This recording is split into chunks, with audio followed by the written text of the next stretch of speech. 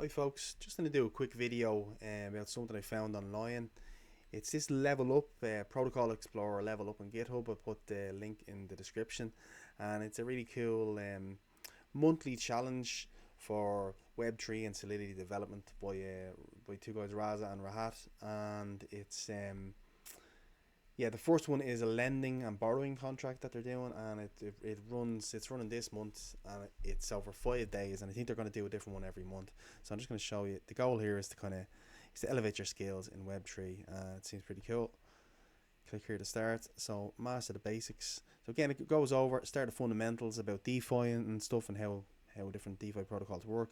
Onto the syntax, think that you use cipher and updraft, and then finishing with the contracts. So the contracts are what I'll do in the video now, and it is basic lending contract practice repository, and it goes through step-by-step guide of what you have to do.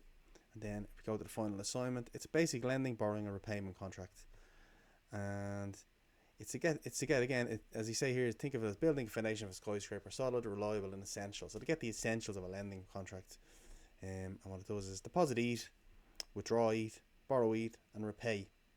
And instructions: set up your environment in Foundry, that's fine, and write the contract, compile and deploy to the scrolls of Polia testnet.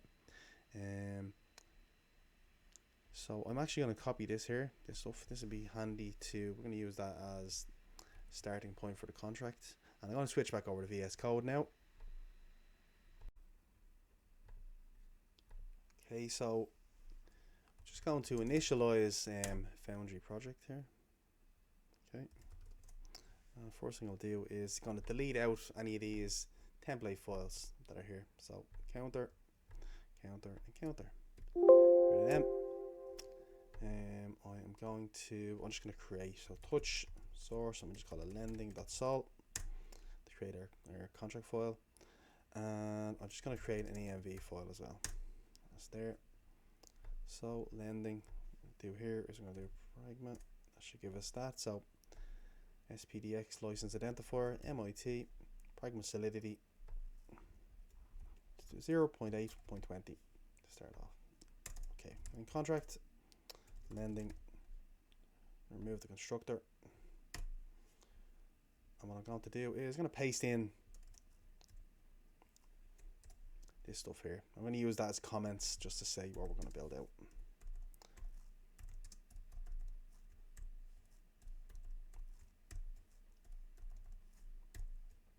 Okay, so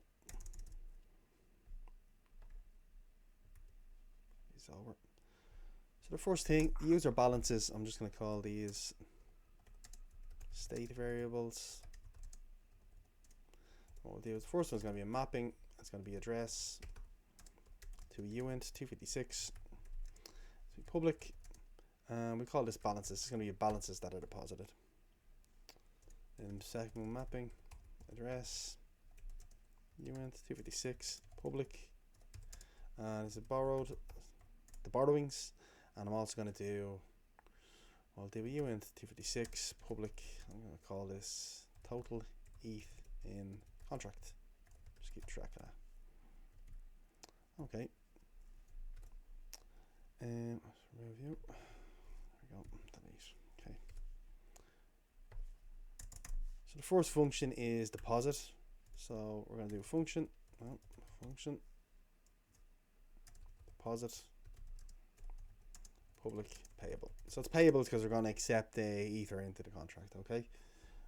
So we'll just flesh out what it's going to be. So check deposit amount, and we're going to do update the balances in the contract, and then we will do emit event. Okay. So put that down there. So check the amount. So we're going to do a require statement, and we're going to say that message dot value. So that's the value of ether passed in is greater than 0. And if not, we'll say no ether transferred. Okay. Update balances. So the first thing we're going to do is update the user balances. So we say balance of message.sender, which is going to be our user, and we say plus equals message value. So we're incrementing this mapping here, or we're adding the the amount of ETH that they've sent into the contract, we're adding it to their balances. And then we're also going to say the total ETH in the contract, all the way around, equals message value. And then we'll emit an event. Emit user has deposited ETH. There we go. Let's do it up here.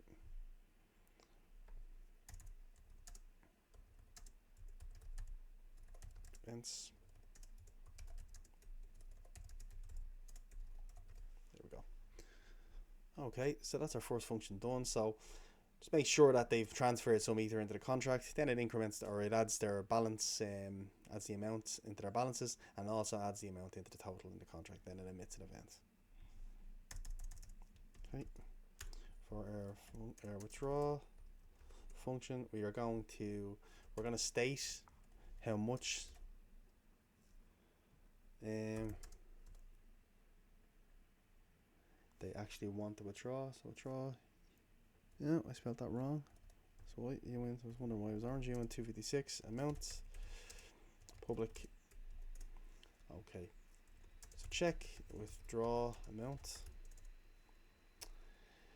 We're going to do we'll do update balances. Then we'll do send ETH to user, and then we'll do the emit event. Okay, let's check the amounts. So here we're going to do require again. I'm going to require that the amount is greater than 0. I would say specify an amount to withdraw. Okay.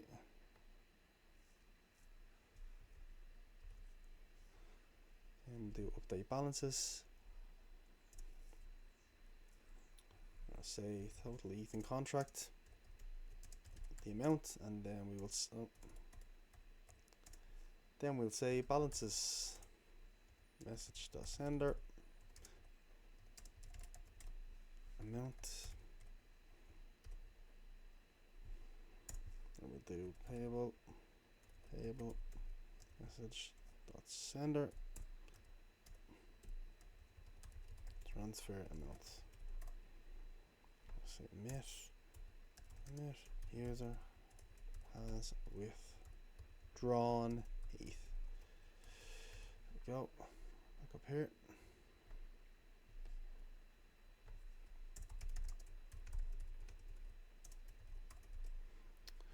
Okay. So we're just going to make one change to the withdraw before we move on to the borrow. We're just going to add one more require. As it stands, the user can pretty much withdraw however much they want from the contract. So we're just going to say that the balances message.sender should be greater than, we say, greater than or equal to the amount. You cannot withdraw more than you have deposited. Okay, so there we go.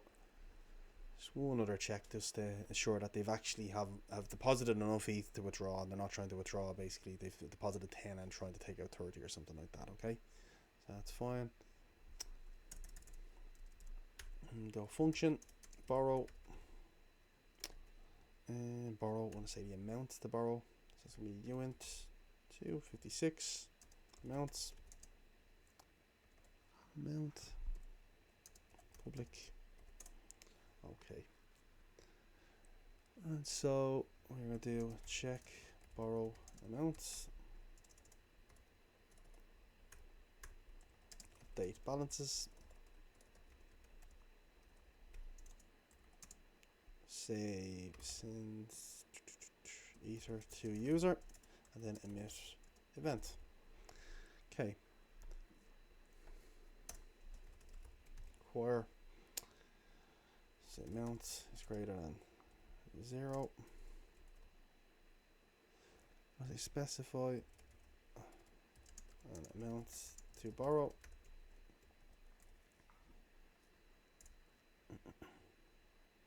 say require amount to be less than total ETH in contract. Not enough ETH in contract to borrow. And then we do update the balances. So we're going to say borrowed message sender, and we want to add on whatever they've borrowed. So it's going to be amount. I'll say total ETH in contract because we're taking some out of the contract. Amount. We'll send the Ether to the user. So again, payable message sender transfer, and it's the amount to transfer. And then emit user has borrowed ETH. There we go. We'll add that into the events up top.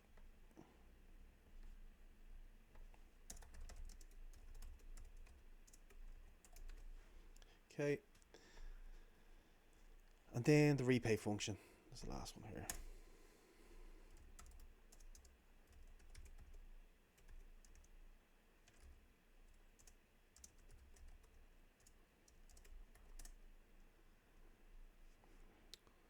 Okay, so the repay function, we want to check repay amount. We'll do update balances. Emit event. Okay, so check the repay amounts or the require statements.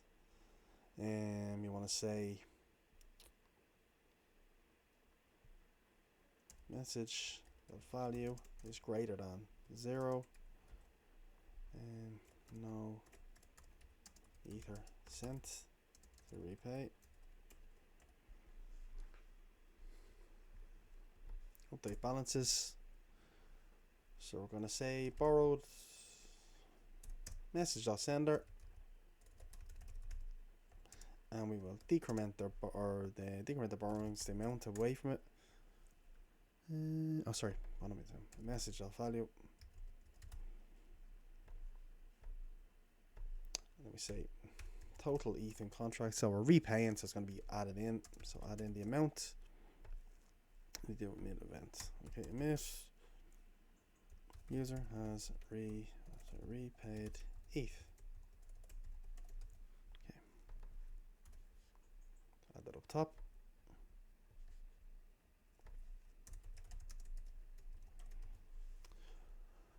Okay, so we have our 4 functions. Deposit ETH into the contract. Query that they've sent some Ether in, then it adds it onto the balances of the user and the total ETH in the contract. Withdraw.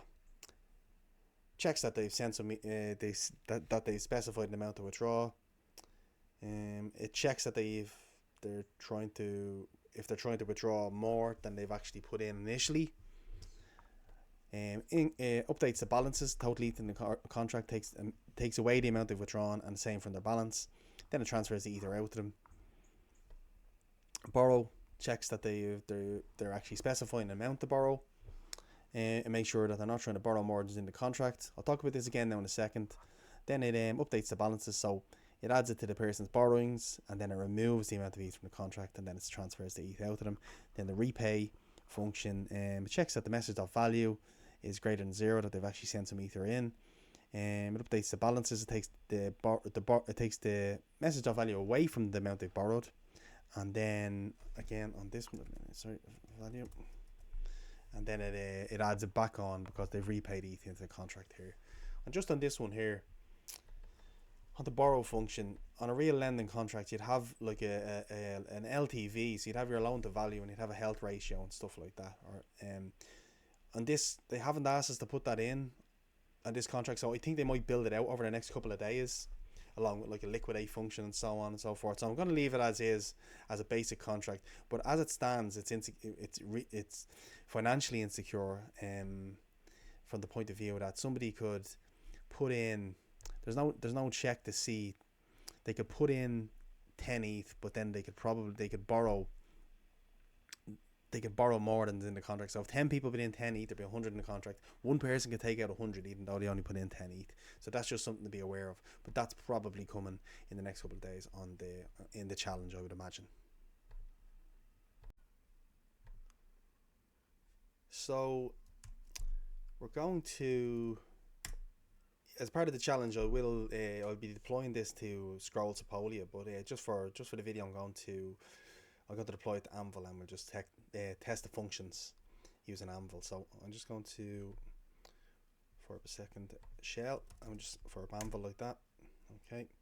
And what I'm going to do is I'm going to grab a couple of things out of Anvil. So it gives you some public keys and private keys here. I'm going to grab the first private key, and I'm going to go into my env file, and I'm going to call this deployer pk,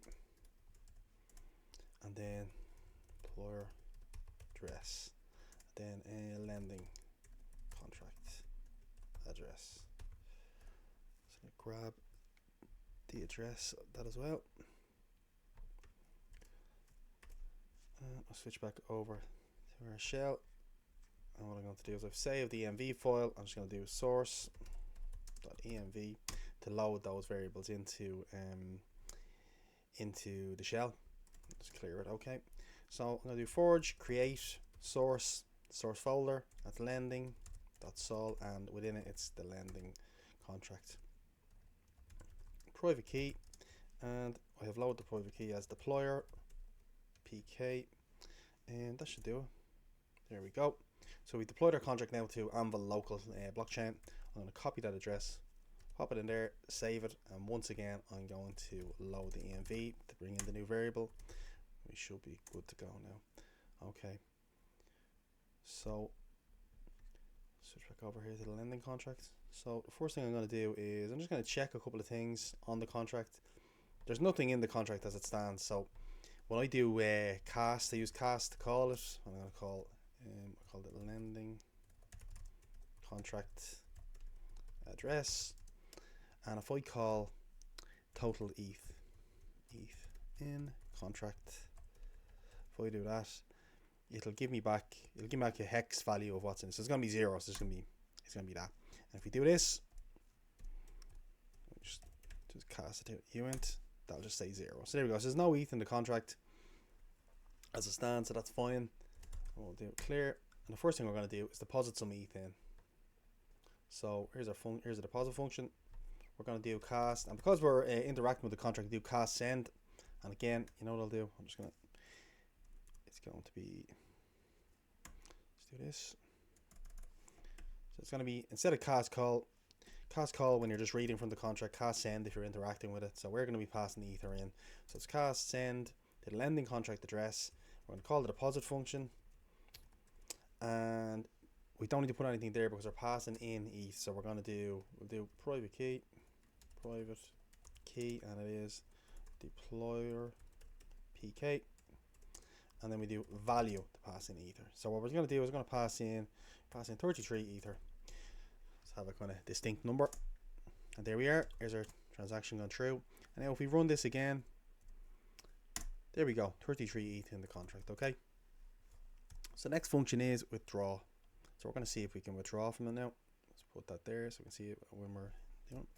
Okay, so again, withdraw is going to be I'm just going to write it out actually. It's cast send because we're interacting with the contract, and it's going to be lending contract address, and what we are doing is withdraw, and withdraw takes in a uint 256 or just a uint, and we're going to say what do you want to withdraw? 33 in there, so we're going to take out 13, which will leave us a 20.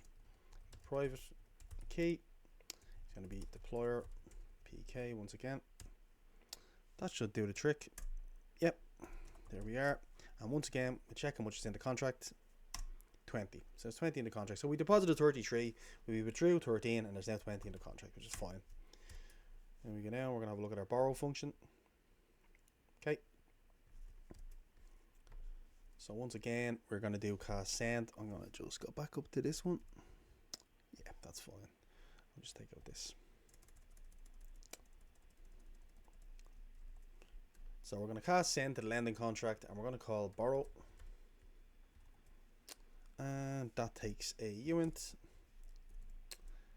So if you see a require statement here, firstly it needs to be more than 0. Okay, so if we do this, it should throw an error saying specifying amount to borrow. And look, just try 0. There we go, specifying amount to borrow, because if you pass in 0, we're not, it's hitting that require statement. Okay. Now we know there's 33 in the contract. So what if we tried, sorry, there's 20 in the contract now. So what if we tried to take out 55? Okay, it should get past the first require statement, but it should hit the second one. There we go. None of ETH in the contract to borrow. So we can see that that's fine. So what we're going to do is we're going to say we want to borrow. We'd say we want to borrow 7, which will leave 13. There we go. That's gone through. Once again, we go back and we'll have a look at what's in the contract. There's 13 left in the contract, which is fine. And what we'll do now is we'll also check our other variables. So we've deposited into the contract, and we've also borrowed. So we should have something in balances and borrowed as well. So we'll go back here and we'll do cast call lending contract address.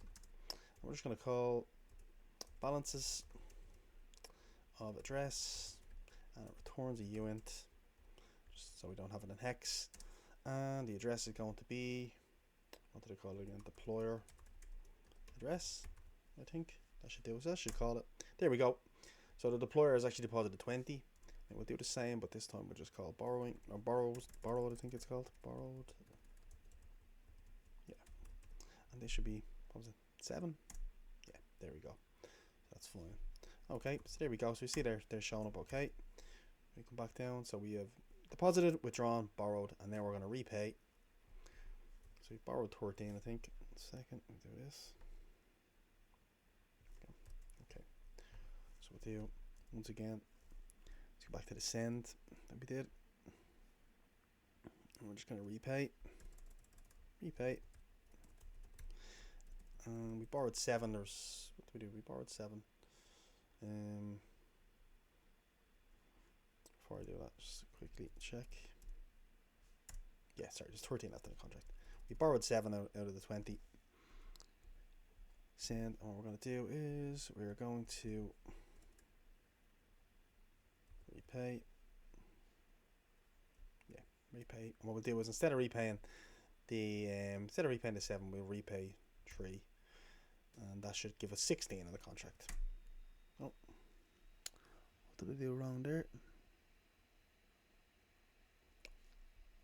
Oh yeah, sorry, that's incorrect.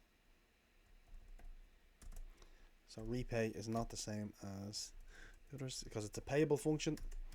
So we're going to do repay. We're calling repay, but what we're doing is the repay is actually looking for a message of value. So we'll do dash value, and we're going to repay 3 ether. And there we are, clear. So in our contract now, we should have 16, yeah. And then in our the amount borrowed, if we can find it here, there we go. Our balances should be, yep, still 20. Borrowed should be, yeah, 4.